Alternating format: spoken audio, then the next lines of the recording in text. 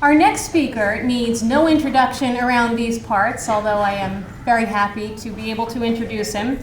In Robert George, a towering intellect, impressive rhetorical skill, and an abiding agapic love for his students combine in a veritable perfect storm of talent.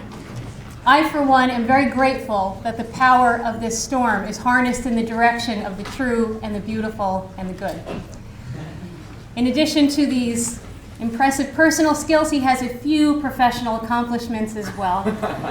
He is the McCormick Professor of Jurisprudence and founding director of the James Madison Program in American Ideals and Institutions here at Princeton, and the Herbert W. Vaughn Senior Fellow of the Witherspoon Institute. He has served on the President's Council on Bioethics and as a presidential appointee to the United States Commission on Civil Rights. Professor George was a judicial fellow at the Supreme Court of the United States. His books include Making Men Moral, Civil Liberties and Public Morality, and The Clash of Orthodoxies, Law, Religion, and Morality in Crisis. A graduate of Swarthmore College and Harvard Law School, he holds a doctorate in legal philosophy from Oxford University. It is my great pleasure to introduce Professor Robert George. Thank you very much. Thank you, Janet. Thank you. Well, let me welcome you to Princeton. It's a joy, really, for us to have you here, students from universities around the country who are dedicated to our great cause of love and fidelity. Now, by the way, we have a great hero of our love and fidelity cause with us today, and I want you to join me in recognizing Mrs. Elaine Bennett, who is here.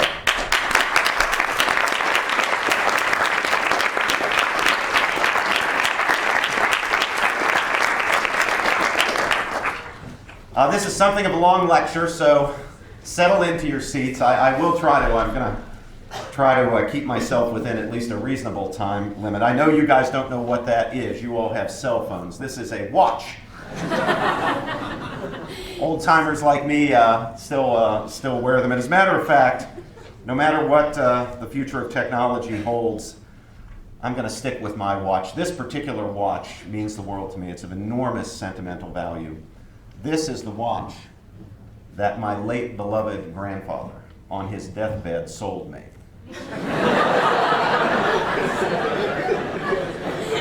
I'm not giving it up.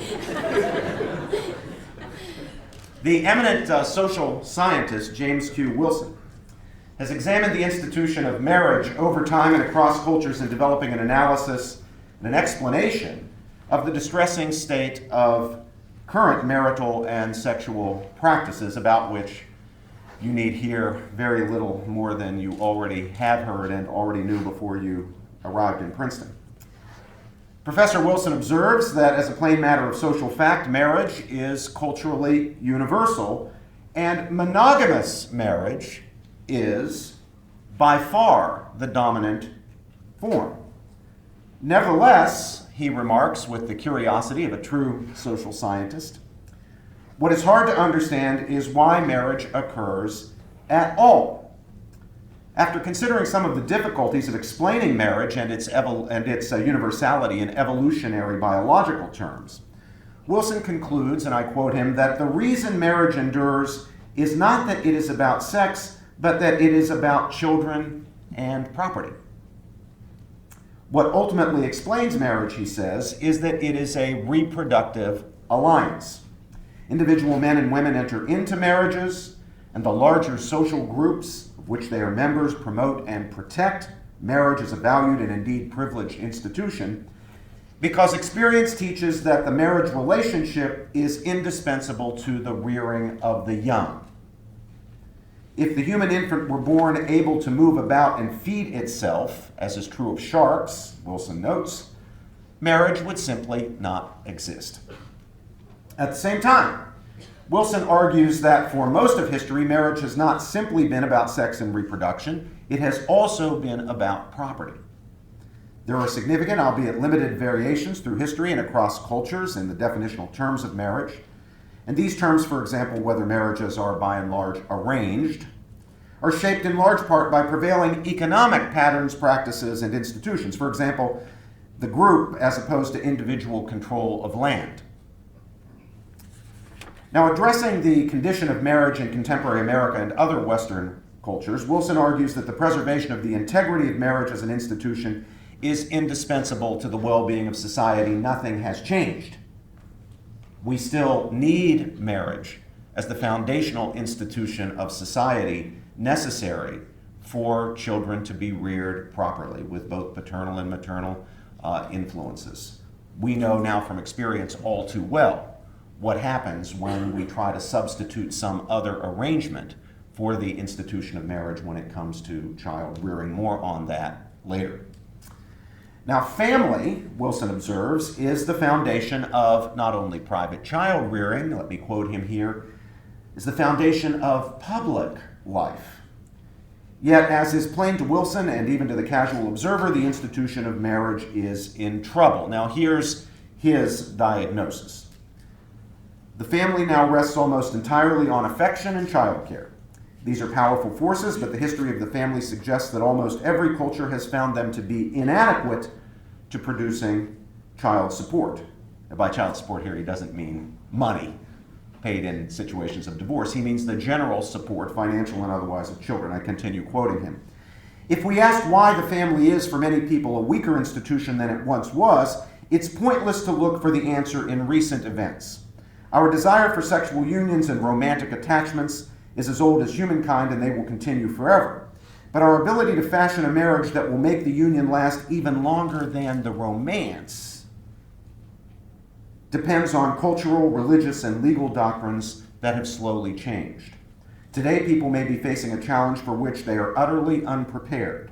A vast urban world of personal freedom, bureaucratized services, cheap sex, and easy divorce. He continues, marriage is a socially arranged solution for the problem of getting people to stay together and care for children that the mere desire for children and the sex that makes children possible does not solve.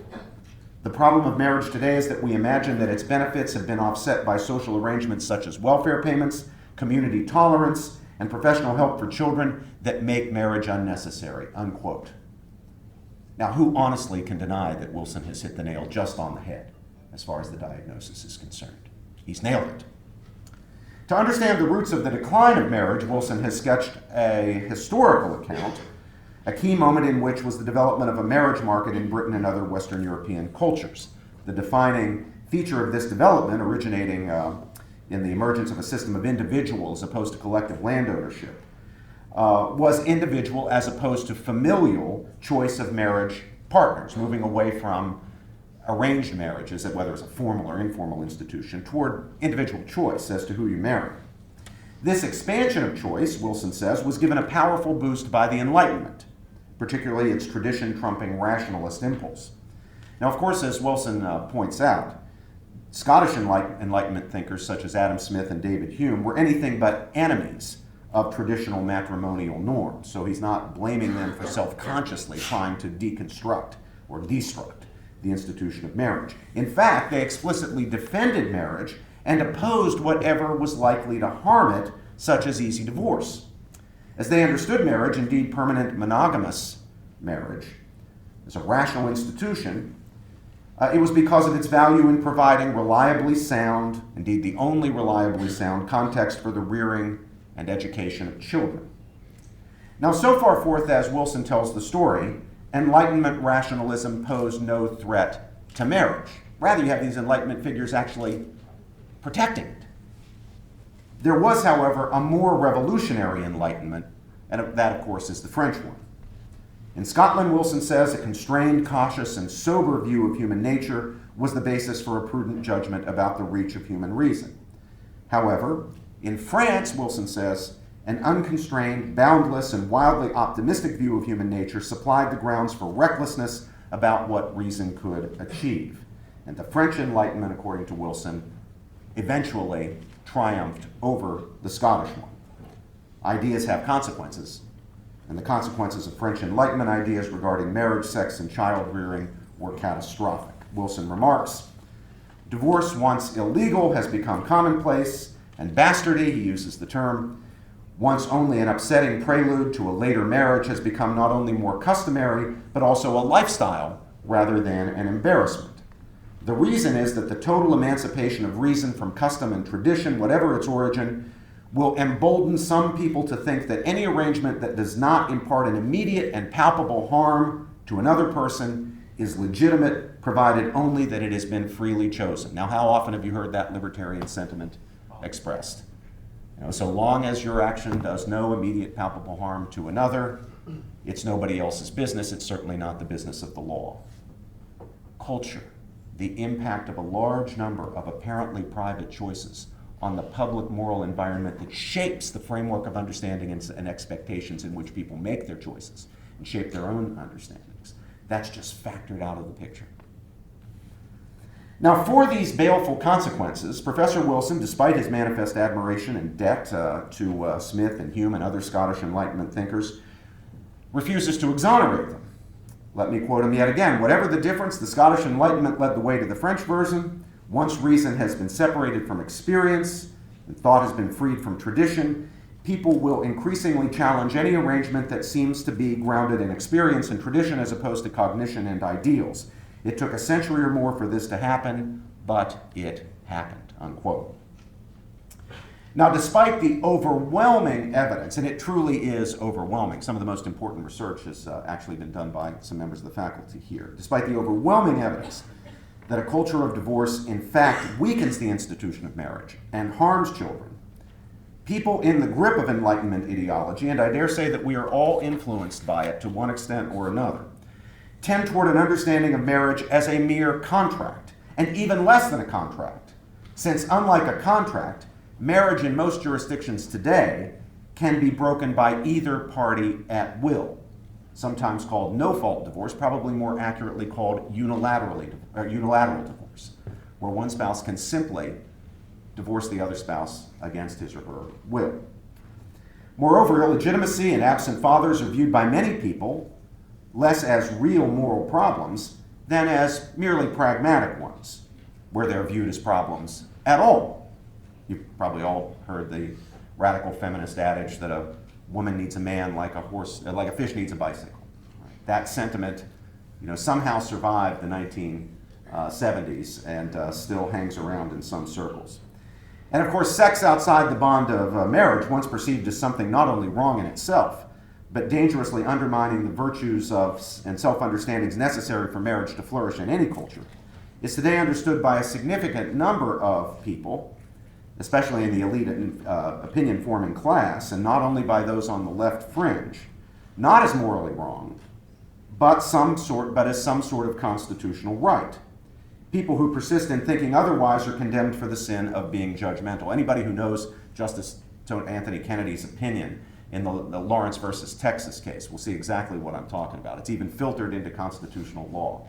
This sort of radical lifestyle libertarian sentiment that so long as there's no immediate palpable harm to others, any sexual practice is as good as any other. The sole criterion of legitimacy or morality for sexual acts is consent. As long as there's no deception or coercion, it's okay. Still, again, factoring out culture and its role in shaping our self-understandings and our actions. Still, Wilson expressly and resolutely declines to conclude on a note of pessimism. Indeed, he states that despite the deplorably high rates of divorce in single-parent families, we are not quite in a state of crisis. Our hope, he insists, is in the fact that human nature makes people responsive to an overriding concern, and that is children. Despite the fact that this great, as he puts it, this great and natural force for good has suffered mighty blows, delivered by people who do not understand how that good is produced, we can take a deep breath and consult experiences of millennia. Men and women differ, and a strong culture must be designed and maintained that will keep them together in achieving what most want and what most, when they get it, cherish, namely their own child. Whether that optimism is warranted, I think, is a debatable question, but that's Wilson's conclusion. Now, Professor Wilson deployed in an astute and sophisticated way the tools of social science to explore the nature and meaning of marriage. This morning I want to examine the topic from a different vantage point, a practical philosophical one. I'm using practical here not in the sense of pragmatic, but in Aristotle's sense of having to do with reason, morality, and judgment. Practical philosophy, in this Aristotelian sense, aims at a critical reflective understanding of people's reasons for their choices and actions. My purpose in approaching the question from this vantage point is not to contradict Professor Wilson's analysis, which in fact I find altogether illuminating. It's rather to complement it, but to complement it in a way that I think is necessary, for Wilson's analysis just on its own terms is incomplete, and incomplete in a way that makes it misleading. As with the study of social phenomena of any description, phenomena that is to say that are constituted at least in part by human deliberation, action, and choice, social scientific accounts of marriage can tell important parts of the story, and that's what Jim Wilson has done. But they can't tell all of it. You can't get the whole truth about humanly constituted phenomena from purely social scientific methods and analyses.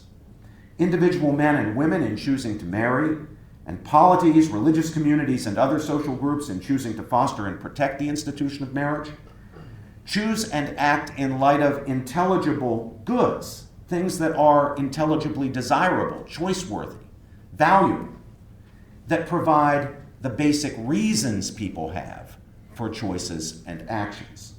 Therefore, philosophical reflection, and not merely social scientific inquiry, philosophical reflection, is necessary to bring precisely those goods, those values, those reasons into focus, to clarify their relations with one another, and to evaluate social practices by reference to the integral directiveness of the reasons that people have for their choices and actions.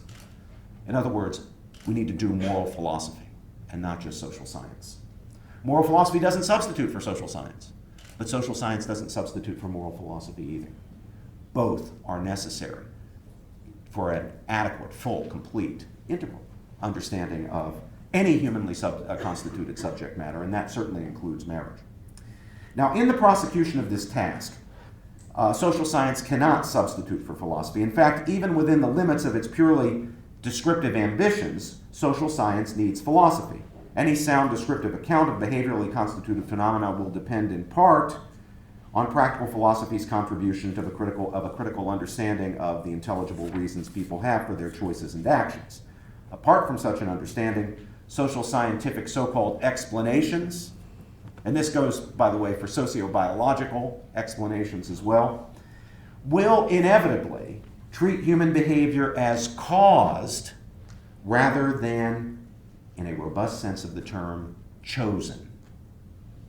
And the truly damnable vice of this sort of reductionism, reducing human choices that are responsive to reasons people have for action, to causes, as if people didn't reason, choose at all. The truly damnable vice of this type of reductionism is not the alleged amorality for which it so often stands condemned by moralists, but rather in its inability to produce explanations of social phenomena that truly fit the facts. A purely social scientific or sociobiological reductionist account of any humanly constituted phenomenon will fail even in its distinctively descriptive ambitions. It's not just that it will lead people to think that there aren't moral questions here. It'll fail to describe what's really going on when people act, and when people's actions constitute social phenomena, whether they're the institution of marriage, a legal system, an economy, a polity, what have you. Now, the thesis I want to set before you is that a key source of the pathologies afflicting marriage in contemporary societies is not, strictly speaking, the substitution of reason for tradition. Rather, it is the significant erosion, and in certain circles, especially those in which many of us spend most of our time, the nearly complete loss of a sound understanding of marriage, especially in its sexual dimension, as an intrinsic rather than a merely instrumental human good. So it's not that allegedly enlightened and sophisticated people have thrown over tradition because they're obsessed by making everything reasonable. Quite the contrary in some ways. Now, it's true that tradition has a place, and it's true that tradition has been to a significant extent lost. But what's more fundamentally true, is a failure of reason on the part of those who have sought to reform our sexual mores, our understanding of marriage, rules concerning marriage formation, marriage dissolution, and so forth, a failure to appreciate the kind of reasons that give people intelligible motives to choose to marry and to protect the institution of marriage. The failure is precisely that people have lost their grip on the nature of the marital good, and that's what I want to argue to you today. They've lost their grip on the nature of the marital good and on the reasons for marrying and supporting marriage that these goods supply. It's a failure of practical understanding, in Aristotle's sense, a failure of reason. Now, at the same time, I don't wish to be misunderstood to suggest that tradition is unimportant to the health of marriage or to deny that the success of the French Enlightenment rationalist, but hardly rational, assault on tradition is in important respects tragic. Tradition itself can be reasonably affirmed. We have reasons for creating and maintaining traditions. Not every tradition, obviously, because we can also judge certain traditions to be morally bad. If you have a tradition of slavery, that's not a good thing. But we sometimes have reasons for recognizing and respecting tradition, just as we have reasons for respecting and recognizing authority. As Alistair MacIntyre, the philosopher Alistair MacIntyre has shown, traditions supply background understandings in the absence of which important achievements of practical intelligence, important practical insights, are scarcely possible. In other words, traditions can be, and sound traditions always are, bearers or carriers of the resources of practical rationality, that is, of reasonableness in the moral sphere. And this applies to religious traditions as well as other forms of intellectual tradition. Now consider the particular manifestations of weakness of the institution of marriage today. There's obviously a great deal of divorce, and much of it is the result of infidelity.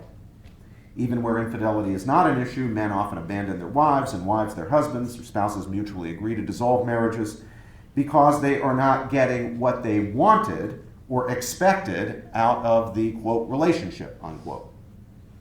Middle-aged men at the peak of their careers and earning capacities frequently trade in the wives of their youth, whose contributions to their success were more often than not considerable, for younger, sleeker models. We even have a term for that now. They're called trophy wives.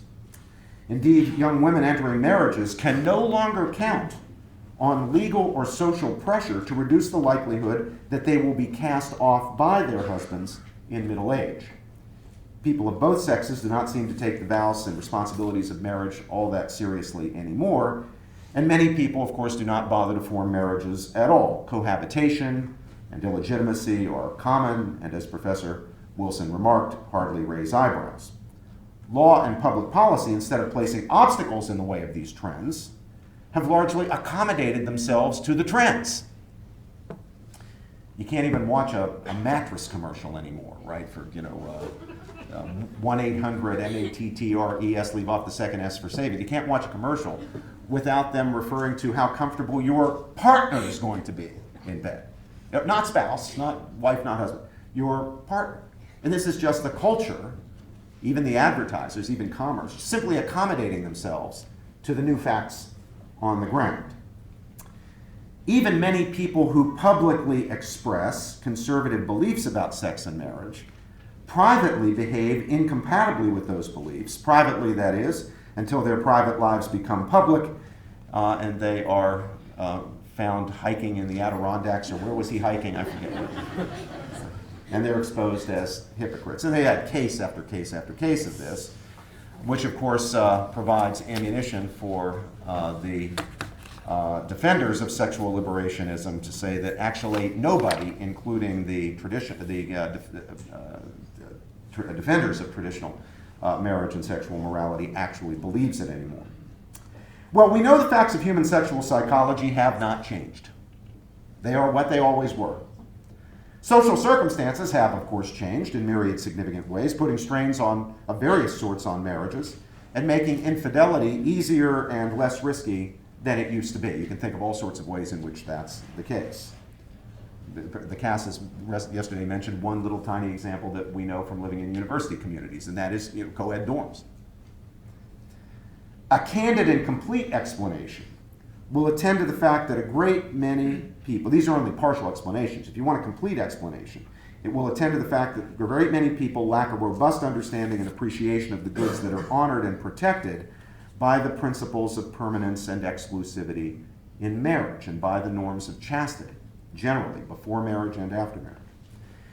People casually violate their vows to forsake all others and cleave to each other for better or worse, for richer or poorer, in sickness and in health, till death do us part. How quaint those words sound today.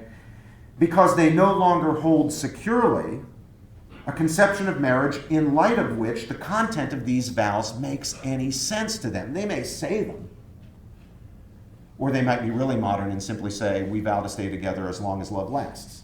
But most people don't do that. Even people who really are only committed to staying together as long as the romance lasts will say those words, that they want to be together for rich, they vow to stay together for richer or poorer, sickness and health, till death do us part.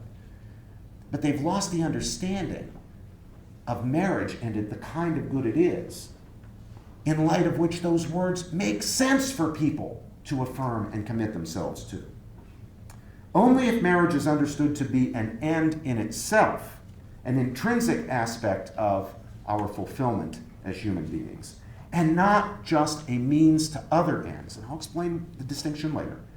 Do people have intelligible reasons for respecting the norms of marriage, norms such as permanence and exclusivity, even in the absence of the satisfactions that marriage can indeed, when all goes well, be counted on to produce? Even when, for example, a spouse, say even in early middle age, is injured and is confined to a wheelchair, perhaps a quadriplegic, in need of the other spouse's constant care. If marriage is understood, or in my view misunderstood, as a purely instrumental good, just as a means to other ends, a means to certain sorts of satisfactions, then it's worth having and preserving precisely and only to the extent that it produces those satisfactions, and or other concrete ends, companionship, safe and reliable sexual satisfaction, social standing, heirs, or any number of other benefits, to which it is, on this understanding or misunderstanding, merely a means. Permanence and fidelity make perfect sense as intrinsic features of marriage when marriage is viewed as an end in itself. But by contrast, despite anyone's merely emotional and sentimental attachment to these marital ideals, it's a struggle to make sense of permanence and fidelity when marriage is viewed simply as a means, whether that is marriage is viewed as a means to having children in a kind of ultra-conservative Augustinian way, or as a means to satisfactions and pleasures, sexual or otherwise, in a modern liberal sort of way. Now, let's get to the heart of this crucial distinction between merely instrumental goods and intrinsic goods. Intrinsic goods as basic, irreducible aspects of human well-being and fulfillment. Instrumental goods as means to other ends. And let's look at how this is so central to the marriage question. A central division in moral philosophy since the Enlightenment has to do with the question of whether there are any things that are desirable, reasonably, intelligibly desirable, just for their own sakes and not as means to other ends. Are there any intrinsic goods, in other words?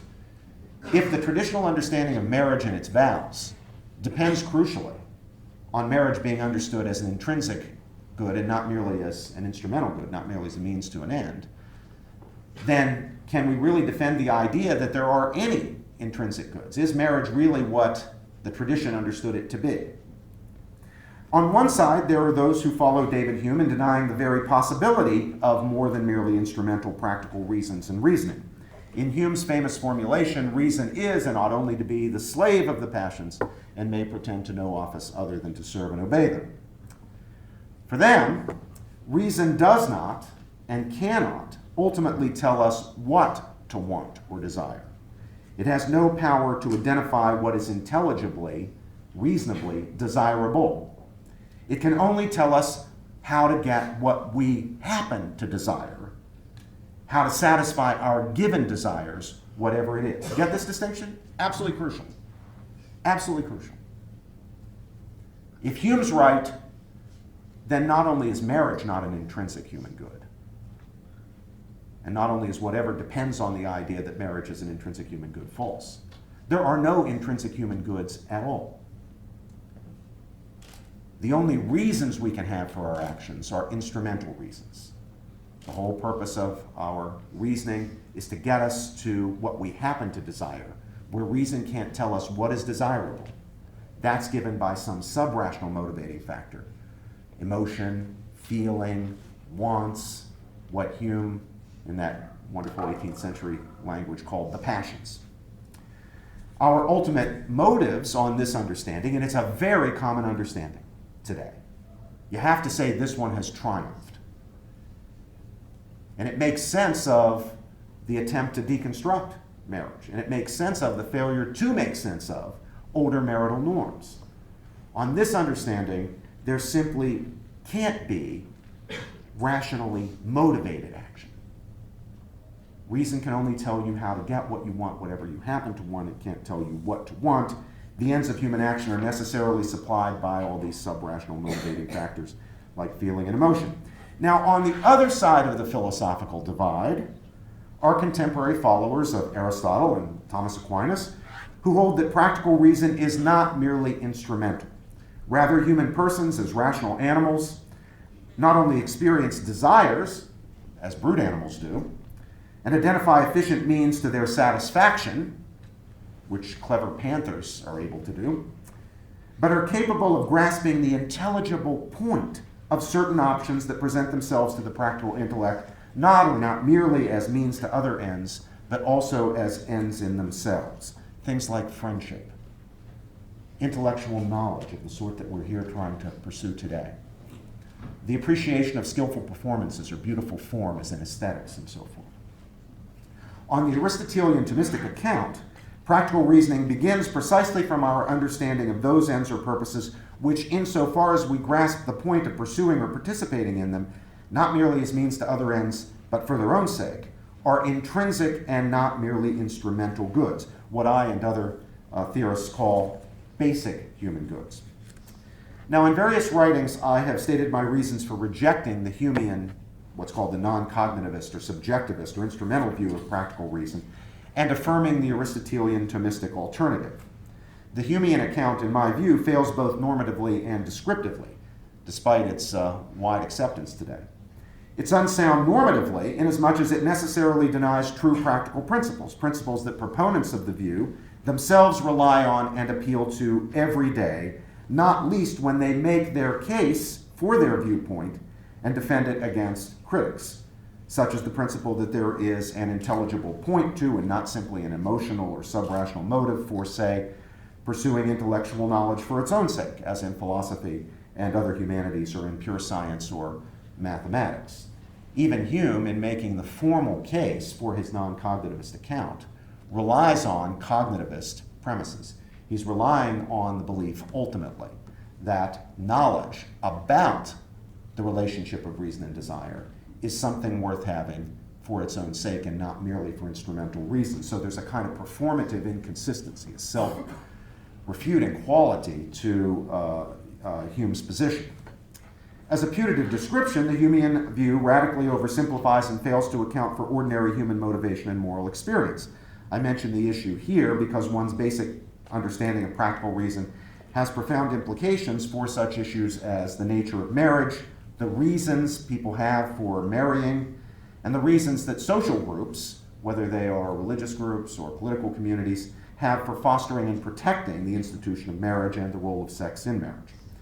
If one adopts the Humean view, one's understanding of sex and marriage and their human significance will be along the lines of the purely instrumentalist and, it must be said, reductionist account offered by Judge Richard Posner in his lengthy, and let me cheerfully concede, in many ways highly informative, treatment of the subject in his book Sex and Reason, which was published by Columbia University Press a few years ago.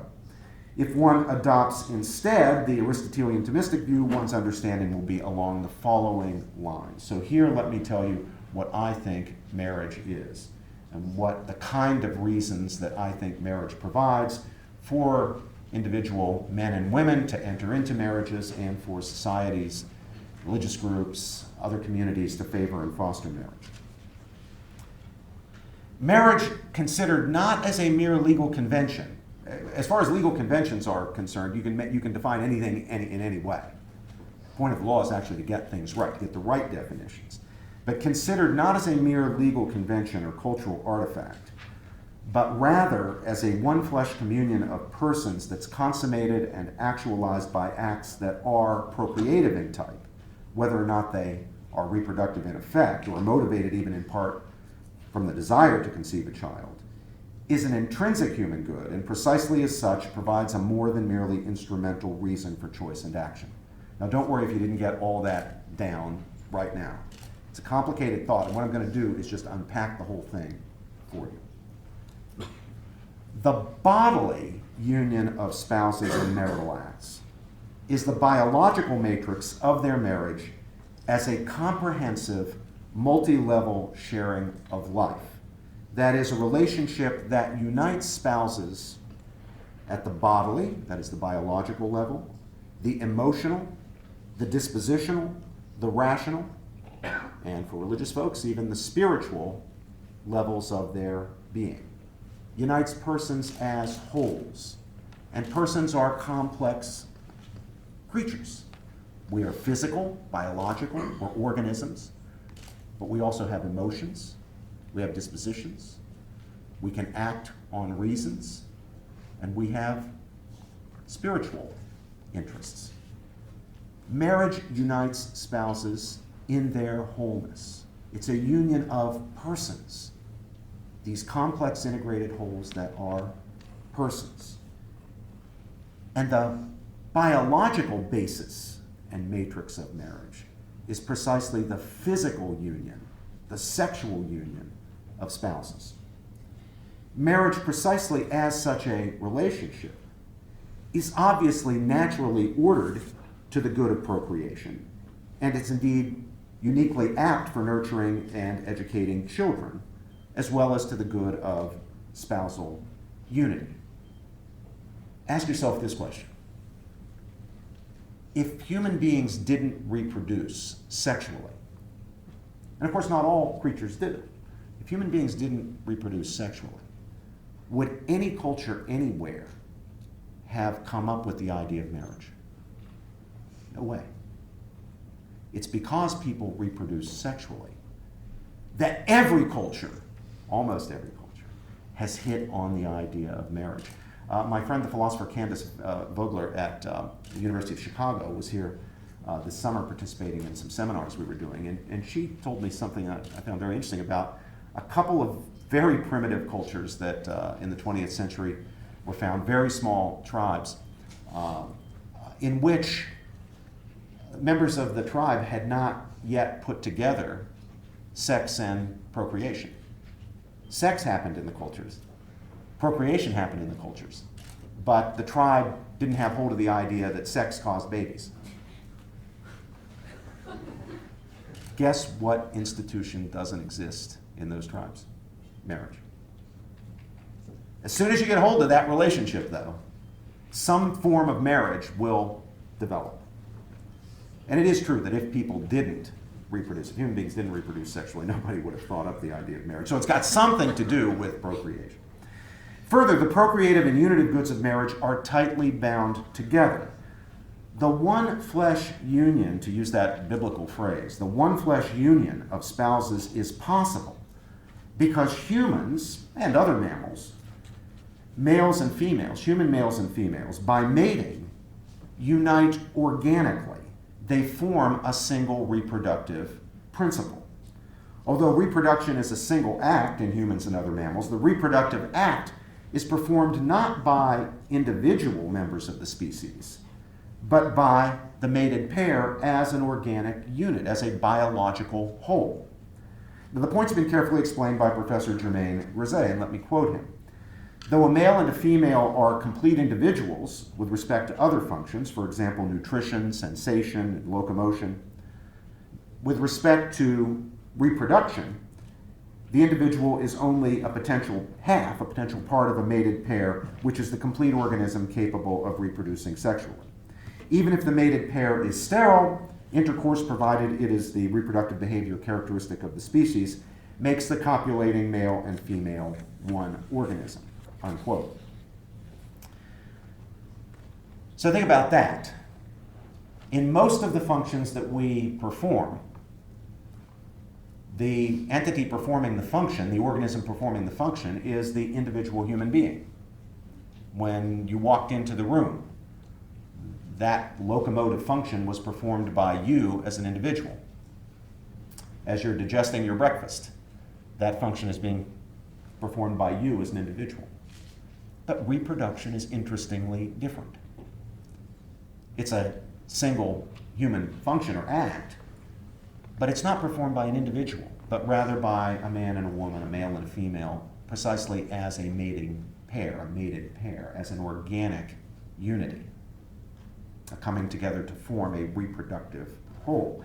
And that's true, of course, as Grisey says, whether or not the particular act of intercourse actually produces children, or is even designed to, or whether it's possible.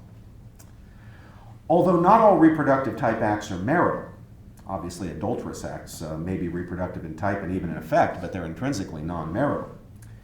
There can be no marital act that is not reproductive in type.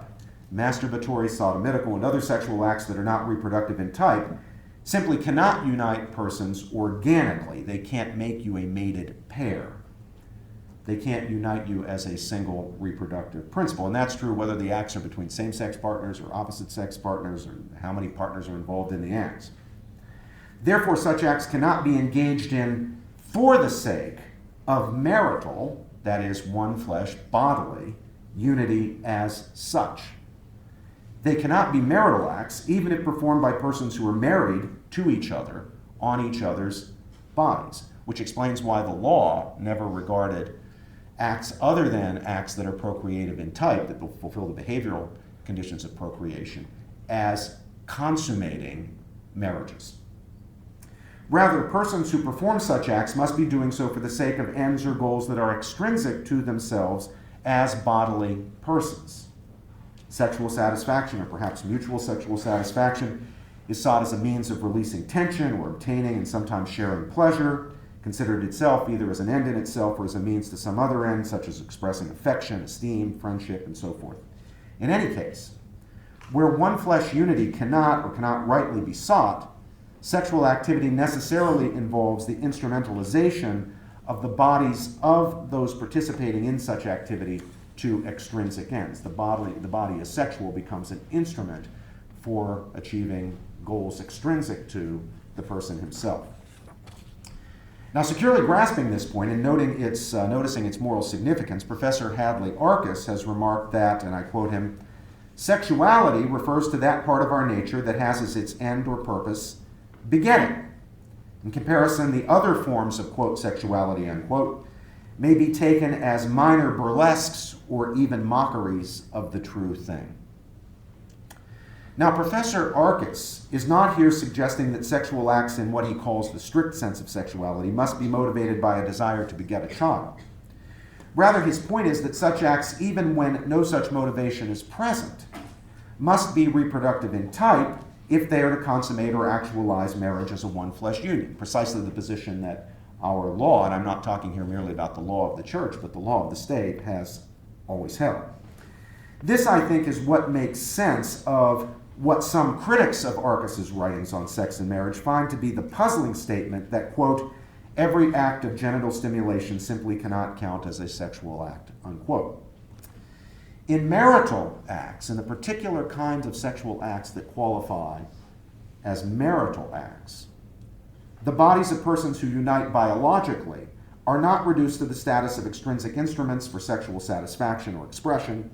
Rather, the end, goal, and intelligible point of sexual intercourse is nothing other than the intelligible good of marriage itself, considered as a one-flesh union, as a uniting of persons in their integral wholeness, as biological, emotional, rational, spiritual.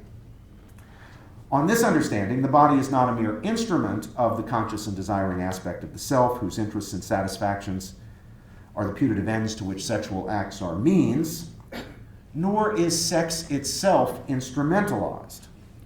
The one-flesh unity of marriage is not merely instrumentally good, That is, it's not merely a reason for acting whose intelligibility as a reason depends on some further or deeper ends to which it's a mere means. This unity is rather an intrinsic good, a reason whose intelligibility as a reason depends on no ulterior end. The central and justifying point of sex is not pleasure or even the sharing of pleasure per se, however much sexual pleasure is sought, rightly sought, as an aspect of the perfection of marital union. The point of sex rather is marriage itself, considered as an essentially and irreducibly, though not merely, bodily union of persons, a union effectuated and renewed by acts of sexual congress, conjugal acts. Because in marital acts sex is not instrumentalized, such acts are free of the self-alienating and disintegrating qualities that have made wise and thoughtful people from Plato to Augustine and from the biblical writers to Kant treat sexual immorality as a matter of the utmost seriousness. It's odd for people today to read, say, Plato and understand why he takes sexual immorality as such a serious thing. It seems trivial to people, right? Even if they think particular non-marital sexual activity is not right, is wrong, they don't see why someone like Plato would get so worked up about it. And I think what that reflects is a failure to understand just what Plato did have hold of. Plato, by the way, obviously, having no access to the Hebrew scriptures. So this is not some insight that is available only through special revelation. Now, everyone agrees that marriage, whatever else it is or does, is a relationship in which persons are united. But let me give you the key question in this whole debate and discussion about marriage. Here it is. What are persons? And how is it possible for two persons, two distinct organisms, truly to unite, not just rub together, unite? Is that really possible? The whole traditional understanding of marriage, philosophically and in our law, is premised on it. But is it really possible? The modern liberal permissive view presupposes that it's not. There's the whole ballgame. Is true conjugal unity possible? Now, according to the view implicit in the dominant form of contemporary liberal ideology, the person is understood as the conscious and desiring aspect of the self. The person, thus understood, inhabits a body or is associated with a physical body, but the body is regarded, if often only implicitly, as a subpersonal part of the human being, rather than as part of the personal reality of the human being whose body is. The body is viewed as serving the interests of the conscious and desiring aspect of the self by functioning as an instrument by which the individual produces or otherwise participates in satisfactions and other desirable experiences and realizes various objectives and goals. On the understanding implicit in liberal ideology about sex and marriage, what we are as persons are non-bodily entities, consciousnesses, minds, desiring selves, centers of emotion. We're non-bodily persons who inhabit and use non-personal bodies. The body's not part of the person, it's an instrument of the person. For those who formally or informally accept this dualistic understanding of what human beings are, personal unity cannot be achieved by bodily union as such. Isn't that obvious? Bodily union can't be personal union because the person is not the body. The body is not the person. The real person is the mind, or the conscious and desiring aspect of the self. Or if you want to put a religious spin on it, the spirit that inhabits and uses the body.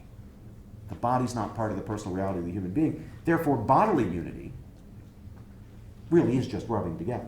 Bodily unity isn't personal unity.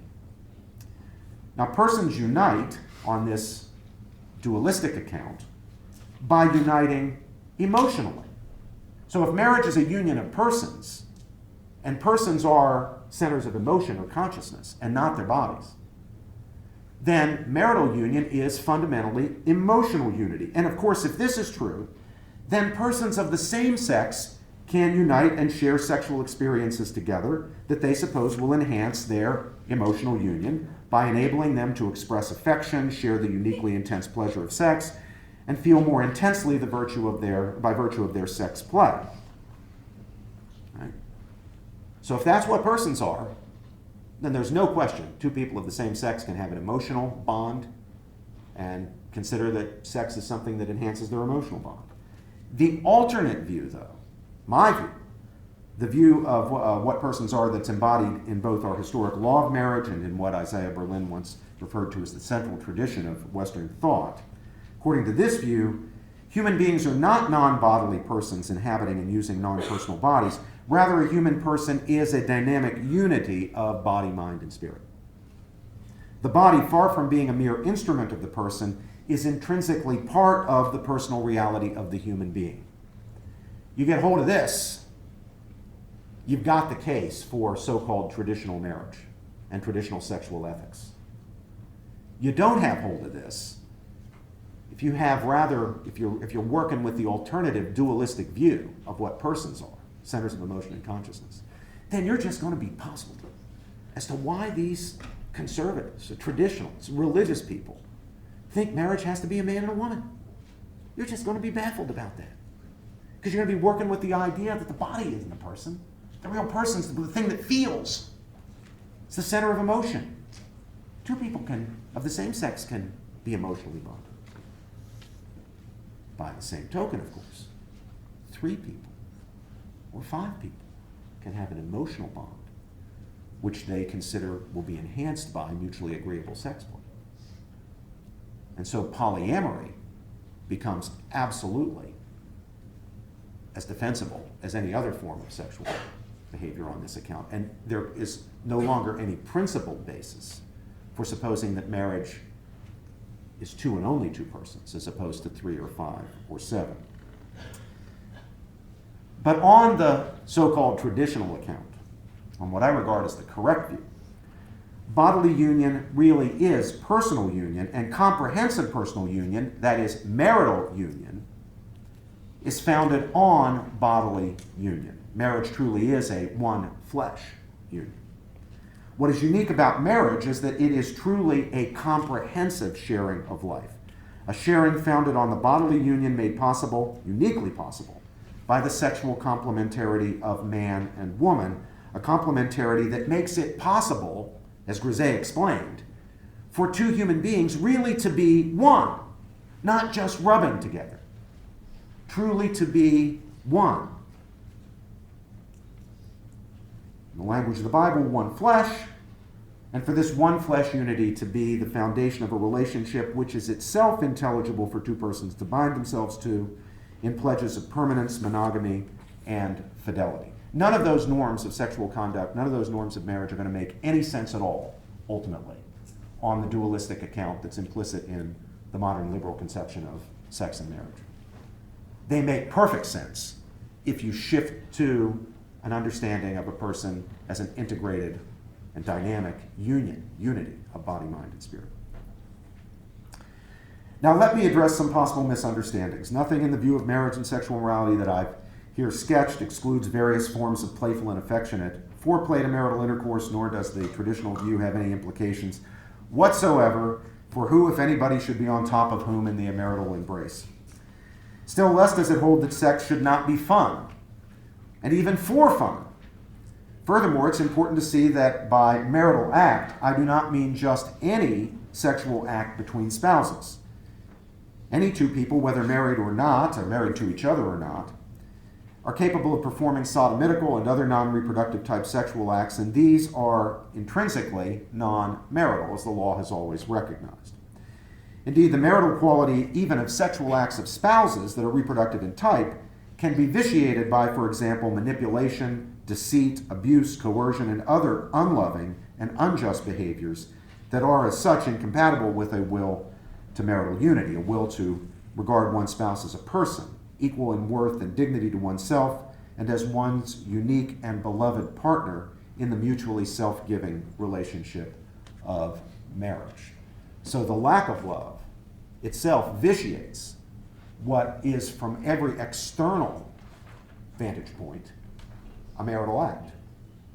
If Henry VIII, who's lawfully married to Catherine of Aragon, but who hates her and who loathes her, and is having sexual intercourse with her simply to get an heir, he's instrumentalized their sexual relationship to the goal of having an heir. You've got to what all appearances externally is a marital act, but morally it's not a marital act. It doesn't fulfill the conditions that need to be fulfilled for an act truly to be an act of marriage, an act that unites the spouses at every dimension. Now, in truly marital acts, the desire for pleasure and even for offspring, where conception is possible and desired, are integrated with, in an important sense, and subordinated to, central and defining goods of marriage.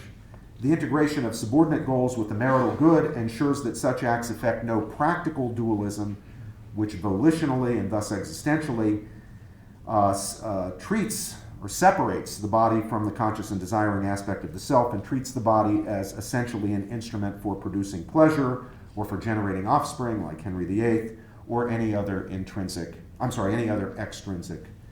goal. Now, when I say that,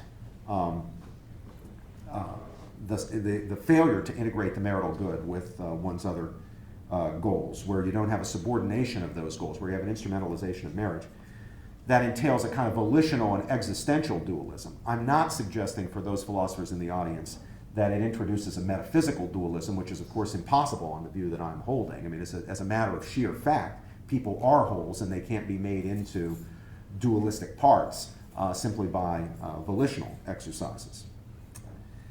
In any event, as John Finnis has observed, marital acts are truly unitive and in no way self-alienating, because the bodily or biological aspect of human beings, and I quote him, is part of and not merely an instrument of their personal reality. We really are our bodies. That doesn't mean that we're just our bodies. That doesn't mean materialism is true. But whatever else a person is a body. And the body is part of the personal reality of the human being and no mere extrinsic instrument. But one may ask, what about procreation? On the traditional view of marriage, is not the sexual union of spouses instrumentalized to the good of having children? All right, now what you've got here are false options, false alternatives. And this will often be put to you by people who want to defend the contemporary liberal permissive view about the nature of marriage and sexuality. They will assume you've got to choose between two options.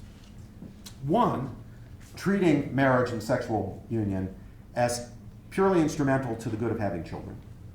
Or two, go down the road with them and view marital and sexual partnerships as instrumental to emotional satisfaction. All right? If you're stuck with those choices, you're going to lose this debate. But they leave out the account that the central philosophical tradition and our legal system has embodied, and which is far more defensible than either of those alternatives. Now, as for the first false alternative, it's true that St. Augustine was an influential proponent of something quite like it.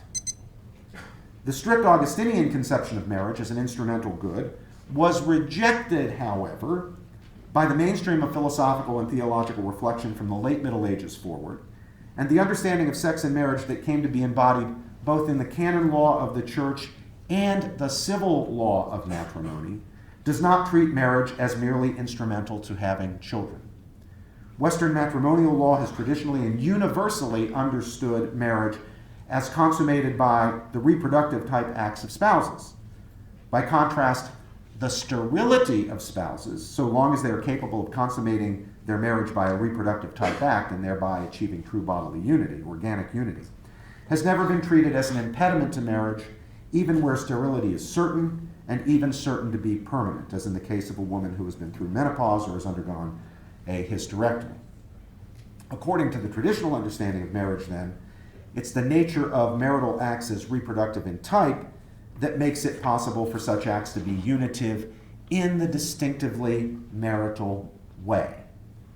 To enter into a marriage is to enter into the form of relationship that is naturally oriented toward having children, whether or not children can come of that relationship. And the recognition is that there is something intrinsically valuable about participating in that form of relationship.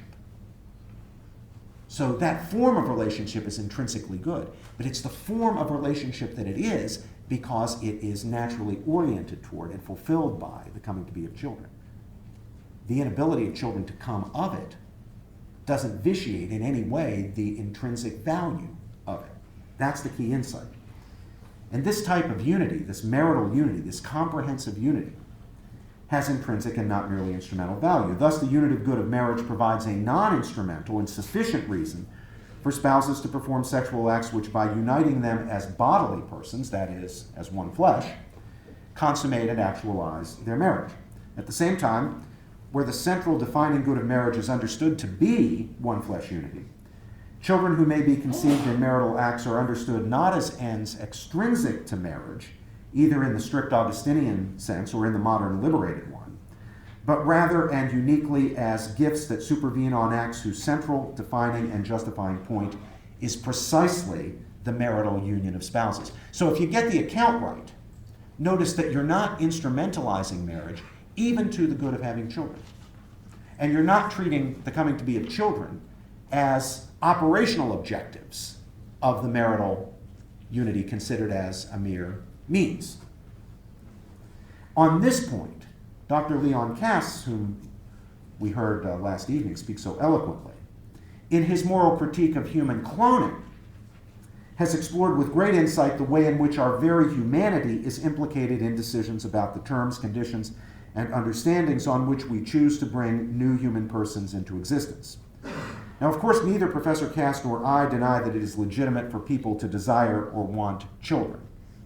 Our concern is merely to explicate the sense in which children may be desired or wanted under a description, fruits of our marital union, that does not reduce them in principle, all sentimentality aside, to the status of products to be brought into existence by their parents' wills and for their ends.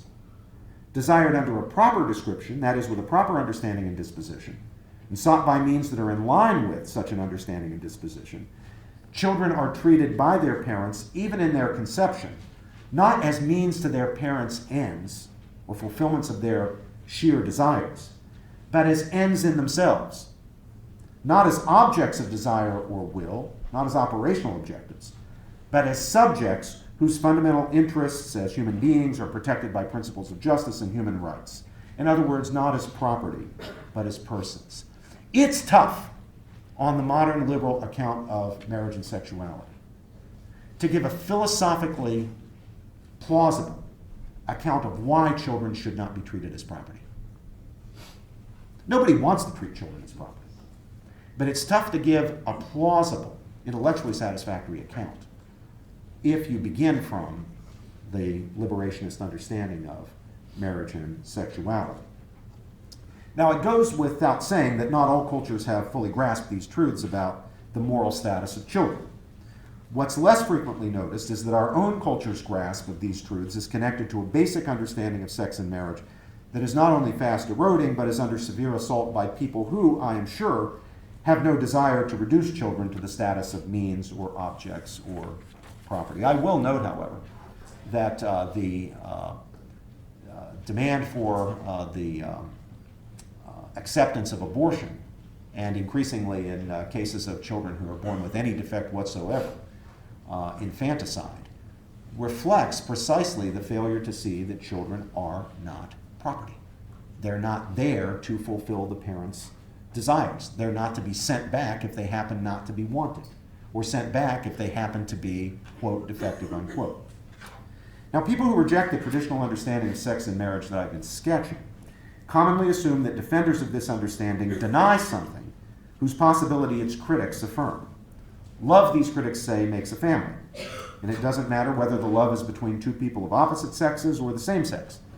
nor does it matter that the love is among 3 or more people, nor does it matter, does the mode of sexual expression of that love make any difference. In fact, however, at the bottom of the contemporary debate over marriage is a possibility that defenders of traditional marriage affirm and its critics deny, namely the very possibility of marriage as a one-flesh communion of persons, the very possibility that we can do more than have 2 individuals rub together, that there can truly be effected a personal union. 2 people really can become, in their wholeness, one. The denial of this possibility is central to any argument designed to establish that the moral judgment at the heart of the traditional understanding of marriage as inherently heterosexual and monogamous is unreasonable, unsound, or untrue. If reproductive type acts are in fact capable of uniting spouses interpersonally, that is, providing the biological matrix of the multi-level union and sharing of life that marriage is, according to this understanding, then truly marital acts differ fundamentally in meaning, value, and significance from intrinsically non-marital sexual acts, whether they're performed by 2 people of the same sex or by 3 people, or 2 people of opposite sexes, and even if the 2 people of opposite sexes have a marriage license and have been through a ceremony. Arguments proposed to establish that true marriage is something other than or broader than the union of 2 and only 2 sexually complementary spouses necessarily suppose that the value of sex must be instrumental either to procreation, as on the strict Augustinian view, or to pleasure, considered again either as an end in itself or as a means to expressing affection, tender feelings, and so forth. Thus, critics of traditional norms of marriage and sexuality say that homosexual sex acts, for example, are indistinguishable from heterosexual acts whenever the motivation for such acts is something other than procreation. That's the argument that I'm sure has been put to you many times. That is to say, sexual acts of same-sex partners are indistinguishable in motivation, meaning, and value from marital acts of spouses who know that at least one spouse is temporarily or permanently infertile. Thus, the argument goes the traditional understanding of marriage is guilty of unfairness in treating sterile persons of opposite sexes as capable of marrying, while treating same-sex partners as ineligible to marry. Now, my Princeton colleague, Professor Stephen Macedo, has accused the traditional understanding and its defenders of precisely this so-called double standard. He asks, what is the point of sex in an infertile marriage? Not procreation, Macedo says. The partners, let us assume, know that they are infertile. If they have sex, it is for pleasure or to express their love or friendship or some other good. It will be for precisely the same reason that committed, loving gay couples have sex, period. Now, that is the essence of the modern liberal position. Macedo stated it extremely well. And there are those false alternatives right there. Why are married couples having sex? Well, it's got to be either to have kids or to express emotional affection. Now, many people find this sort of criticism impressive, and even some conservatively oriented people seem to find themselves stumped by it. Once the core of the traditional view is brought into focus, however, it's clear that the criticism straightforwardly fails because it presupposes as true precisely what the traditional view denies, namely that the value, and thus the intelligible point of sex in marriage, can only be instrumental. It's a central tenet of the traditional view that the value and justifying point of sex is the good of marriage itself, consummated and actualized in and by sexual acts that unite spouses as one flesh and thus as persons. True personal unity. The traditional view rejects the instrumentalization of sex, and thus of the bodies of sexual partners, to extrinsic ends of any sort. Even old Henry VIII trying to get himself an heir. Of course, as I've already pointed out, this does not mean that procreation and pleasure are not rightly sought when they are integrated with the basic good and justifying point of marital intercourse, namely for the one flesh union of marriage itself. Well, it's necessary, therefore, for critics of the traditional understanding of marriage to argue that the apparent one flesh unity that distinguishes marital intercourse from sodomitical and other non-marital acts is illusory, and thus that the apparent bodily communion of spouses in reproductive type acts, which according to the traditional view forms the biological basis of the comprehensive marital relationship, is not really possible. Now, the liberationists can jump one of two ways here.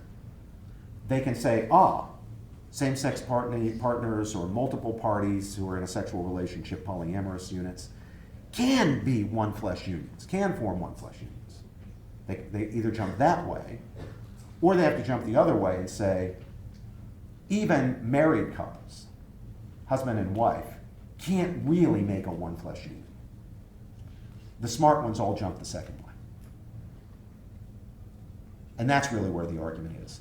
Is the one-flesh unity that is the understanding of, and core of marriage on the traditional view really possible?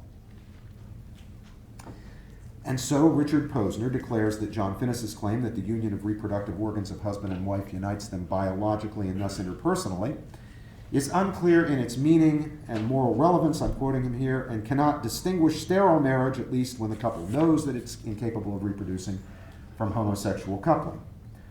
Turning to the claim that, quote, intercourse, so long as it's the reproductive behavior characteristic of the species, unites the copulating male and female as a single organism, Posner asserts that, quote, intercourse known by the participants to be sterile is not reproductive behavior, and even reproductive intercourse does not unite the participants as a single organism.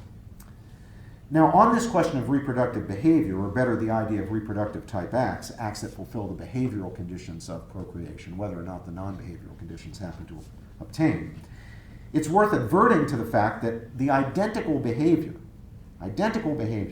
can cause conception or not, depending entirely on whether the non-behavioral conditions of procreation obtain.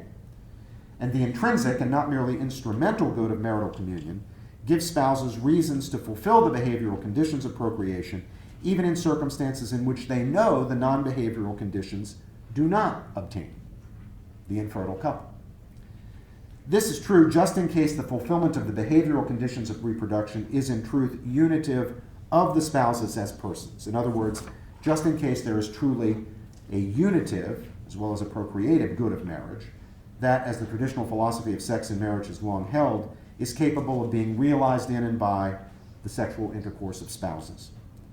So the question is whether Posner is right to deny what the traditional view affirms, namely that the reproductive type acts of spouses unite a male and female as a single reproductive principle, making them truly and not merely metaphorically one flesh. Well, it's a plain matter of biological fact that, as Grisey says, reproduction is a single function, yet it's carried out not by an individual male or female human being, but by a male and female as a mated pair. So in respect of reproduction, albeit not in respect of other activities such as locomotion and digestion, the mated pair is a single organism. The partners form a single reproductive principle. They become one flesh. In response to Posner, Grisey proposes a thought experiment. Imagine a type of bodily, rational being that reproduces not by mating, but by some individual performance. Imagine that for these beings, however, locomotion or digestion is performed not by individuals, but only by biologically complementary pairs that unite for this purpose. Would anybody acquainted with such beings have difficulty understanding that in respect of reproduction, the organism performing the function is the individual, while in respect of locomotion or digestion, the organism performing the function is the united pair? Would anybody deny that the unity effectuated for purposes of locomotion or digestion is a truly organic unity? And of course the answer is no, nobody would deny it. Of course the question remains, is there any particular value to biological or organic unity of male and female committed to each other and to their possible offspring in a comprehensive sharing of life that is permanent and monogamous? Is there any value in that? One will judge the matter one way or the other, depending, for example, on whether one understands the biological reality of human beings, as Finnis says, to be part of the intrinsically part of, rather than merely an instrument of their personal reality. But as to the fact, the moral implications, I suspect that Posner's difficulty is a specific instance of his general skepticism regarding the possibility of non-instrumental practical reasons in reasoning. If pressed to deal with the question, Posner would no doubt deny that the biological reality of human beings is anything more than an instrument of ends which are themselves given by feelings, emotions, desires, and other sub-rational motivating factors. Now, Professor Macedo, by contrast, is no Humean. He rejects Posner's instrumental understanding of practical reason. Still, Macedo claims that the one-flesh communion of sterile couples would appear to be more a matter of appearance than of reality. So again, another smart guy is jumping the right way. He's not trying to claim that same-sex partnerships, sexual partnerships, or polyamorous sexual communities can actually achieve one-flesh communion. He's jumping the other way and saying the appearance of one-flesh union by married partners in their sexual congress is illusory. It's not real unity. So Macedo claims that because of their sterility, such couples cannot really unite biologically. I quote him, "Their bodies can form no single reproductive principle, no real unity," unquote. Indeed, Macedo argues that even fertile couples who conceive children in acts of sexual intercourse do not unite biologically because, he says, penises and vaginas do not unite biologically, sperm and eggs do, unquote. Finnis, however, has very aptly replied as follows. In this reductivist word-legislating mood, he says, one might declare that sperm and egg unite only physically and only their pronuclei are biologically united. But it would be more realistic to acknowledge that the whole process of copulation, involving as it does the brains of the man and woman, their nerves, blood secretions, and coordinated activity, is biological through and through. And of course, it is. Moreover, as Finnis points out, the organic unity which is instantiated as an act of the reproductive kind is not, as Macedo reductively imagines, the unity of penis and vagina.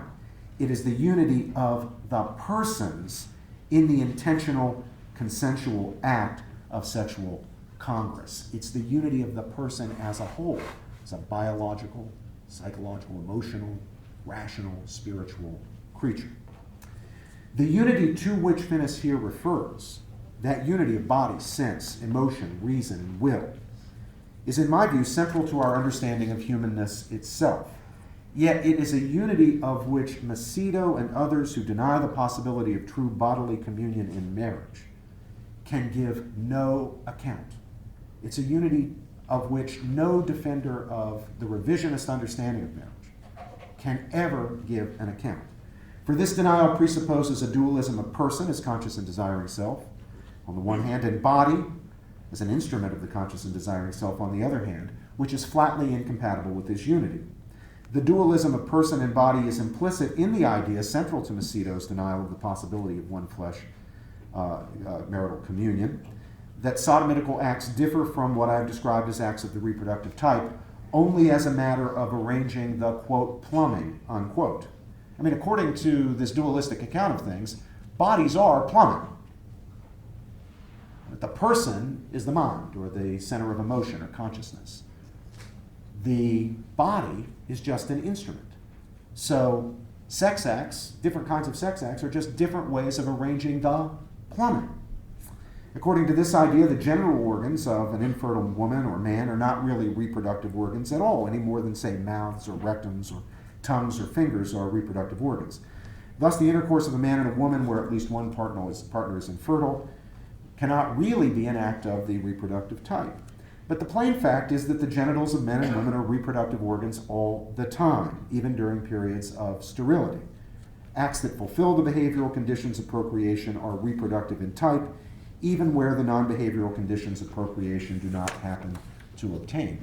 This is true, of course, of other mammals as well. We know, I mean, if we examine if we're in the zoological field and we examine the matter closely, we know when a stag and a doe, member of the deer species, have mated, and when they have failed to mate. And we don't judge whether they have mated or not by waiting to see whether a fawn is conceived. We know when they've mated and when they haven't mated, or when they've tried to mate but failed to mate.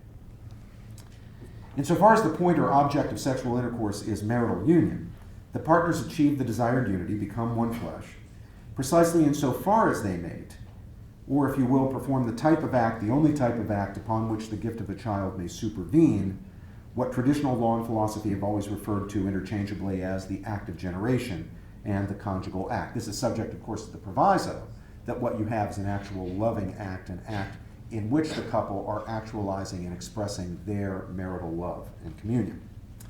The dualistic presuppositions of the revisionist position are fully on display in the frequent references by Macedo and others to sexual organs as equipment, right? You hear this all the time, the equipment. Neither sperm nor eggs, neither penises nor vaginas are properly discussed in ethical discourse in such terms. It's fine to discuss them that way if you're talking about medicine or trying to solve, a doctor's trying to solve a person's medical problems. But in ethical discourse, you lose hold of the integrated wholeness of persons. You fall into dualism.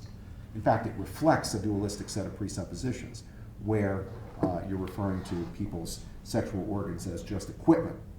Nor are reproductive and other bodily organs, quote, used, unquote, by persons considered somehow as standing over and apart from these and other aspects of their personal reality. The body, including its organs, being part of the personal reality of the human being. Now, in some sectors of our culture, the views advanced by Professor Macedo are hardly considered radical. On the contrary, his views about sex and marriage are considered by many to be too conservative, even old-fashioned. Like Bruce Bauer and for a while Andrew Sullivan, though he has altered his position, Macedo has come in for criticism from sexual liberationists, the more radical fringe. I shouldn't say fringe anymore because it's become mainstream, at least in places like the place I inhabit. Macedo has come in for criticism from sexual liberationists for affirming the value of marriage as an institution, despite his proposals for the revision of its definition. He and others I've mentioned have been taken to task for affirming the principle of sexual fidelity and criticizing, usually only implicitly, promiscuity. Sullivan used to do that. He now embraces it. At the same time, their conservative critics have suspected that their talk about commitment and fidelity is a clever effort to subvert the institution of marriage from within, as it were. And even some liberationists are willing to cut them some slack on the assumption that this is exactly what they are doing. Well, I don't share that suspicion. I think that they honestly believe, at least in the case of Professor Macedo, in marriage as a permanent and exclusive sharing of life, integrated around, but certainly not reducible to sexual activity. But they think that the nature of the sexual activity just does not matter. It's all a matter of arranging the plumbing, the equipment. Sex is sex.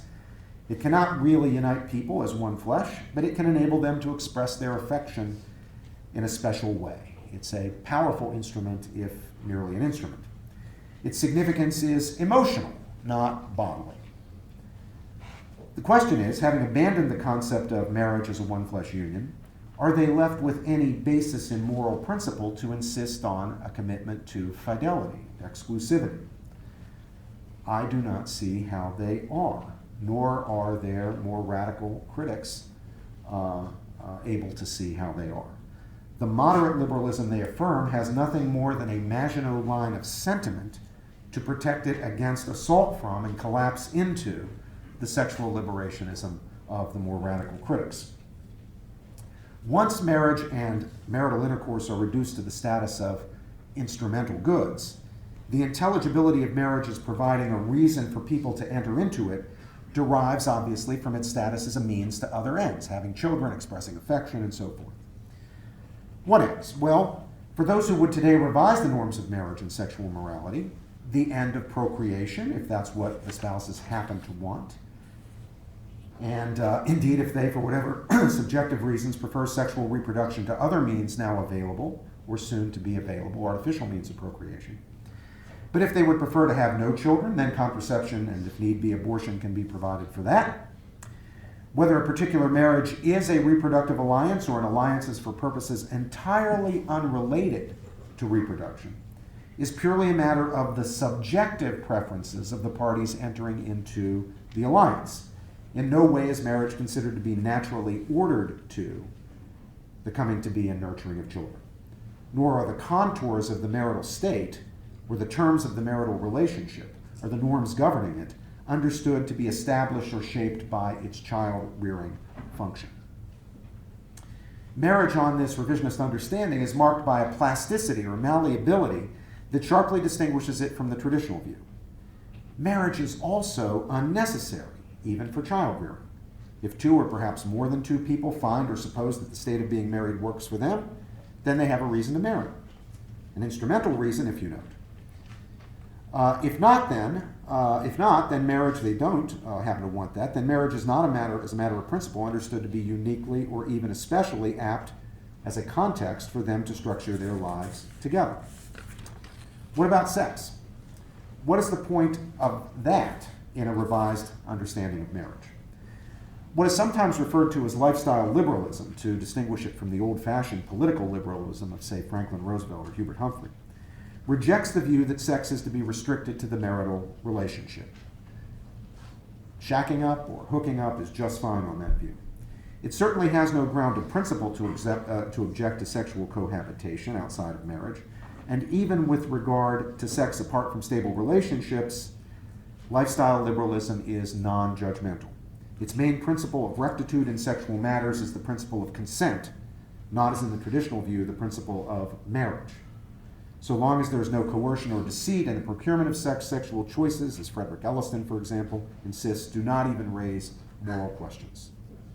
Even adultery is unproblematic under the lifestyle liberal conception of marriage, if, as in so-called open marriages, a concept that makes sense only under a lifestyle liberal account of marriage, there's no deception of a spouse involved. Indeed, under the lifestyle liberal conception as defended by Elliston, Peter Singer, and many others, it's impossible to identify any reason, there are only subjective preferences, for spouses to demand fidelity to each other. There's no actual reason for that. Just a question of whether the spouses happen, for whatever reason, emotional reason, to want the other partner not to have sex with other people outside the marriage.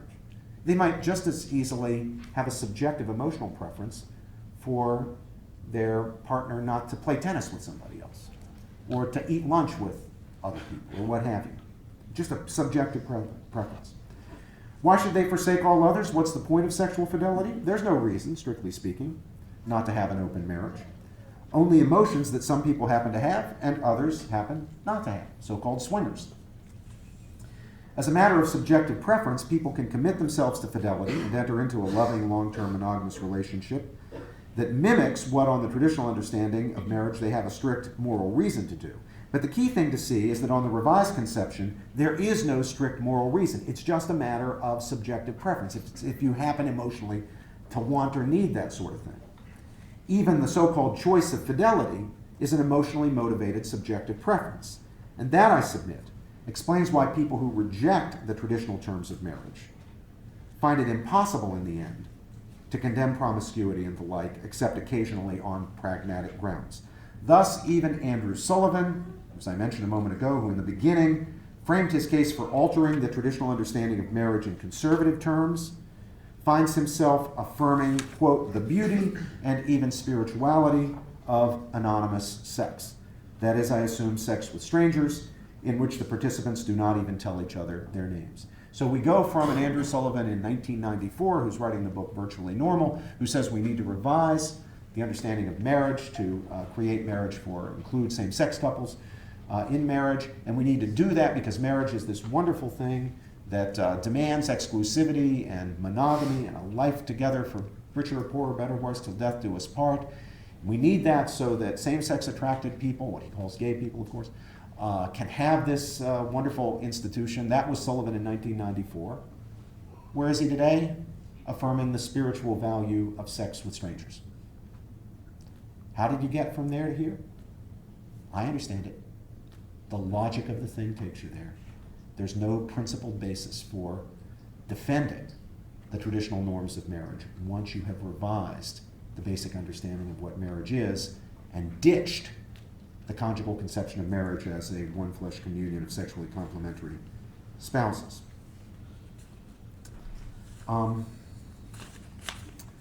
Let me conclude by briefly considering the public policy question. A standard revisionist response to the defense of marriage, as I've understood it here, is the claim that even if the traditional position is from the moral point of view true, it's nevertheless unfair for the law to embody it.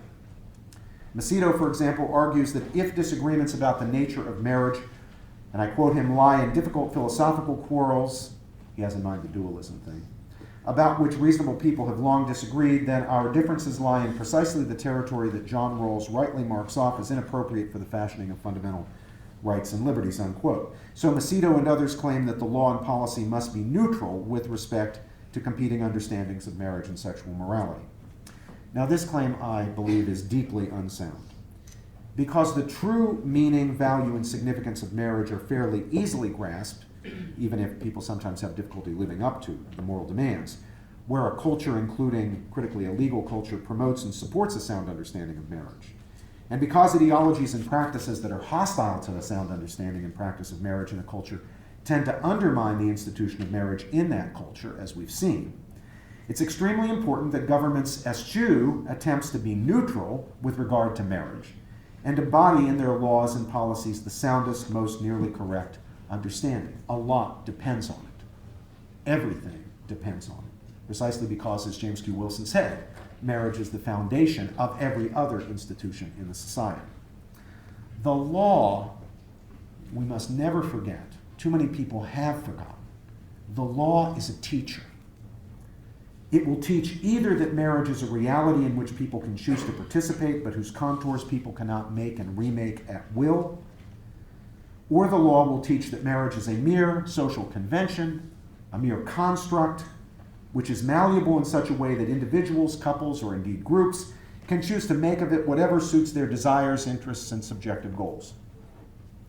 The result of a choice for the latter option, given the biases of human sexual psychology, will be exactly what we have seen: the development of practices and ideologies that truly tend to undermine the sound understanding and practice of marriage, together with the development of pathologies that tend to reinforce the very practices and ideologies that cause them.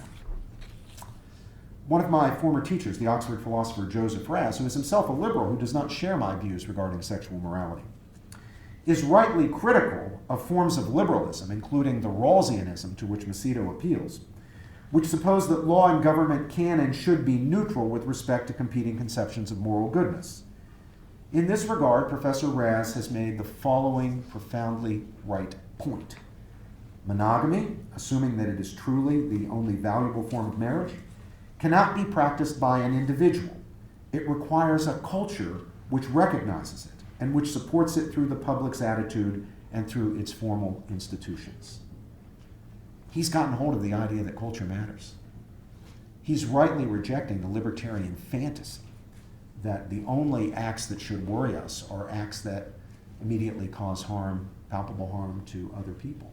He's seen the way that that framework of expectations and understandings that is just the skeleton, the structure of culture, shapes people's conduct. Law shapes culture, and culture shapes conduct. That's what the libertarian view simply fails to see. Law shapes culture, culture shapes conduct. Raz has seen it. Of course, Raz doesn't suppose that in a culture whose laws and public policies do not support monogamy, a man who happens to believe in it will somehow be unable to restrict himself to having one wife, or will be required or pressured into taking additional wives. His point, rather, is that even if monogamy is a key element in a sound understanding of marriage, large numbers of people will fail to understand that, or why it's the case, and therefore will fail to grasp the value of monogamy and the intelligible point of practicing it, unless they are assisted by a culture that supports, formally by law and policy as well as by informal means, monogamous marriage. And what is true of monogamy is true equally of the other elements of a sound understanding of marriage. In short, marriage is the kind of good that can be chosen and meaningfully participated in only by people who have a basically sound understanding of what it is and who choose it with that understanding in mind. Yet people's abilities in a culture to understand it, at least implicitly, at least in a basic way, and thus their ability to choose it and live it out, depends crucially on institutions and cultural understandings that both transcend individual choice, the choice of any individual couple, and yet are constituted by a vast number of individual choices. Okay, thank you.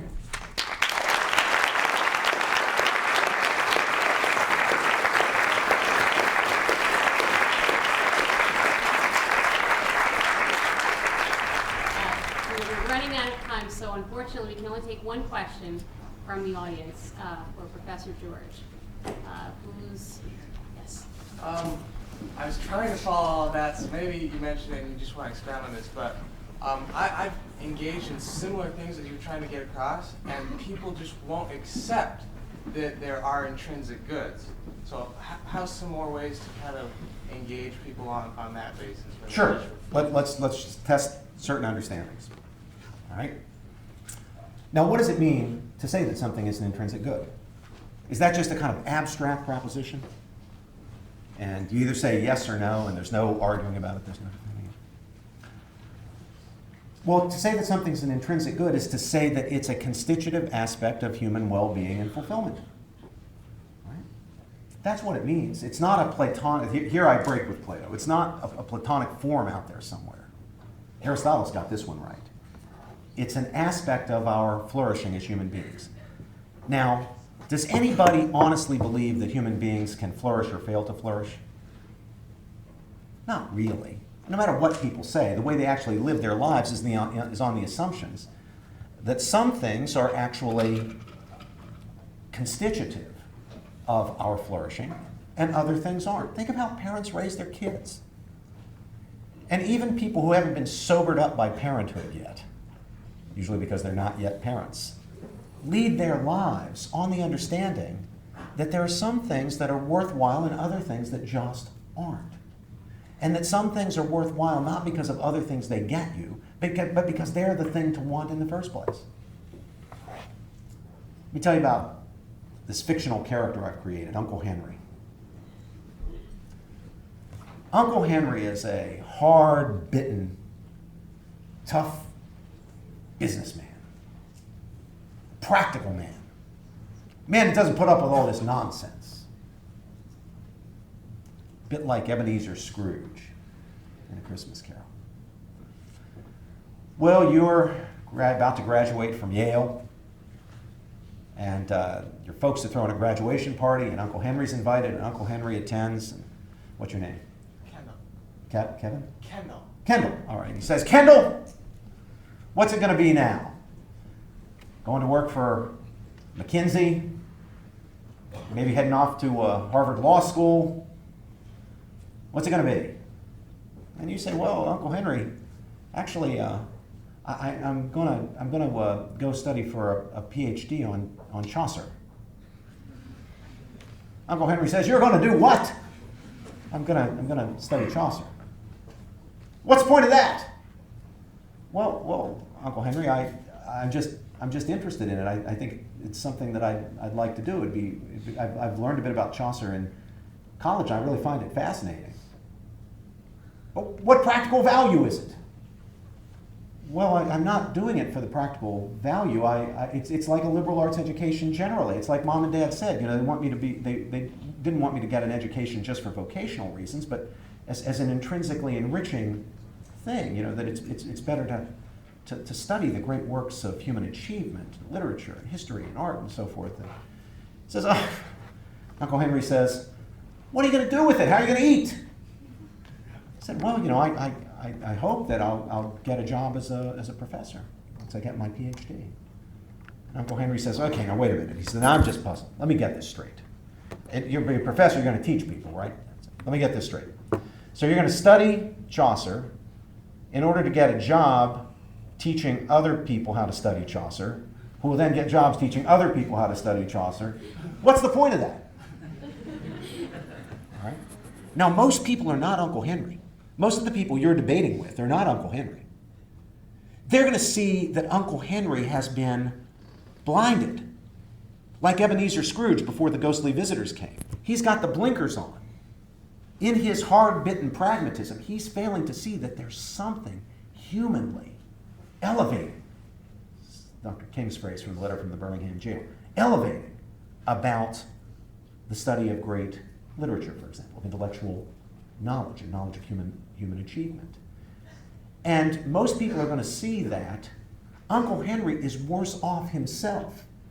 Although he hadn't lost a dime on it, he's worse off himself by his failure to see the enriching qualities, the more than merely instrumental value of liberal arts learning. And now the goal is to get Uncle Henry to see the point. Now, usually tough measures are required because there are prejudices, there are problems somehow blocking him from seeing what anybody else can see. This again is the story of A Christmas Carol, right? Scrooge, it's not that some philosopher, some egghead, it's not that me or Janet comes along and gives him a set of syllogisms and talks Ebenezer Scrooge into seeing the point of friendship, which is the particular intrinsic human good he's failing to see. He's a little different from Uncle Henry in that respect. Two different goods they're failing to see, but they're both intrinsic goods, aspects of human well-being and fulfillment. So they don't come, God doesn't send him philosophers to give him syllogisms. He sends him the angels to show him the hurts in his own past that gave rise to the obstacles to him understanding the value of friendship. The visitors, the ghostly visitors, take him to his past and show him where the problems are. And as soon as he can clear away those prejudices, those obstacles to understanding, he's just like everybody else, only better, because he's got a deeper appreciation of the value of friendship and of giving and being generous as part of friendship, right? So that's what the game is. At the end of the day, you can play this intellectual. You can it's like playing Monopoly. You can play this intellectual game of denying that there are any intrinsic human goods, but nobody lives that way. And as soon as you move off of some controversial topic like sexual morality and start reflecting on things like, is it worth getting an education at Yale, even though it's not an education in engineering or business or something practical, most people can see that there is a point to it. Okay, thanks.